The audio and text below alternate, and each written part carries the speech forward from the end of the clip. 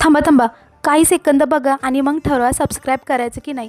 इथं बघा किती मोठा खडक होता आणि हिरवीगार झाडं ही बघून मला वाटलं आपण अगोदर या रोडनं का नाही आलो बाबा. पण आता आपल्याला तरी काय माहीत ना की तिकडे खोदकाम सुरू होतं म्हणून. आता आम्ही या रोडनं जिथे चाललो होतो ना, त्यामुळे मी तुम्हाला एक गोष्ट शेअर करते जी आत्तापर्यंत मी सोशल मीडियावर सांगितली नाही. मी आणि माझा नवरा आमच्या दोघांचा आहे ना लव्ह मॅरेज आहे आणि आत्तासारखं नाही आहे ते लव्ह मॅरेज. खूप पापड बेलले बरं का. त्यानंतर मला आणि त्यांच्या घरनं आम्हाला लग्नाला मंजुरी मिळाली.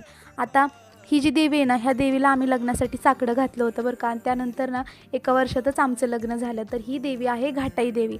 आता त्यानंतर ना मी दरवर्षी ह्या देवीला पाया पडायला जाते, पण काय कारणामुळे ना 2 वर्षात ते मला जमलं नाही. आणि आज आहे ना अचानक असा योग आला की आमचं त्या देवीला जाणं झालं.